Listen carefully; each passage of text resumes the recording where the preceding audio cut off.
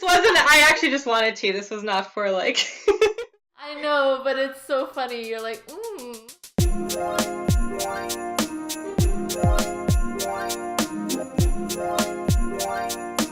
So, Alex, what do you think of ENTJs?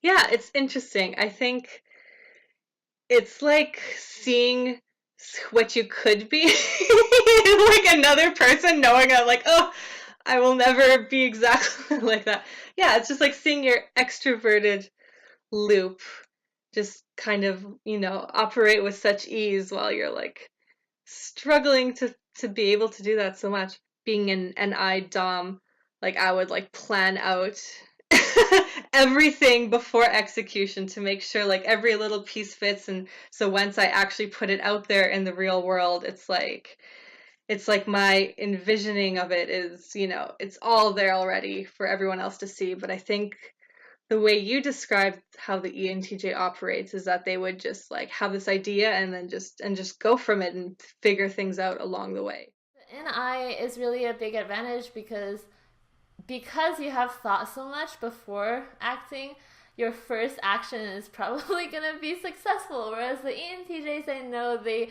have a lot of endeavors that kind of go either way and they're kind of experimenting as they go. So I guess the INTJ's advantage is just having like more of a singular long-term vision, and the ENTJ's advantage would be just like steamrolling ahead, like fast action. I think FI probably comes in more at the forefront of planning out some sort of idea and making sure it aligns with my ideals first before going into TE mode. So yeah, learning to kind of use my SE more is something that I can take away from the ENTJ that is very helpful for me in my personal growth.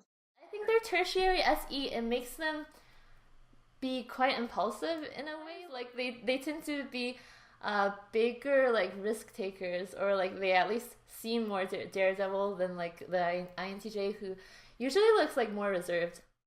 Yeah. And I think that makes them more like adaptive as well, which is something that I'm kind of like knowing Myers-Briggs and like knowing that my SE is like repressed down there. I'm like trying to kind of develop in myself. And I think, yeah, seeing that in the ENTJ, just that they're able to just kind of take things one step at a time. And then once they get to that roadblock, they can just kind of, look around and see what kind of opportunities are there to kind of take them through. Whereas the INTJ might have these like NI blinders on and be like, no, I'm supposed to go this way. What's happening?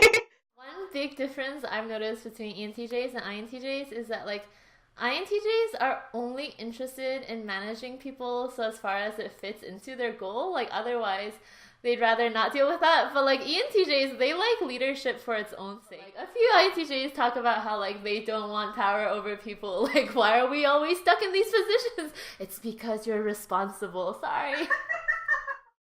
Yeah, that's like one thing of this like INTJ kind of meme that's out there in the MBTI community of like world domination or whatever. I feel that's more of like an ENTJ stereotype where they might just kind of like go ahead full throttle and just like, actually manifest all of their visions. But I think maybe an INTJ just maybe plots about behind the scenes but doesn't actually do anything until maybe like a year and a half later when they're like, oh, maybe I should do this.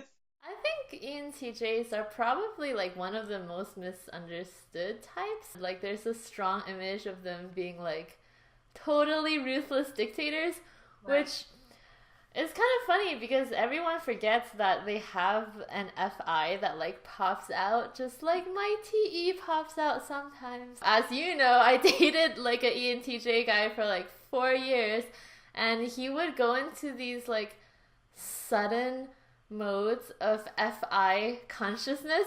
Like every day would be like, let's make money, I want to be a millionaire. And then one night at like 4 a.m, he'd be like, Calypso, what am I doing with my life? Am I really benefiting humankind? What if I'm not benefiting humankind? What is my purpose? I'm like, okay, calm down.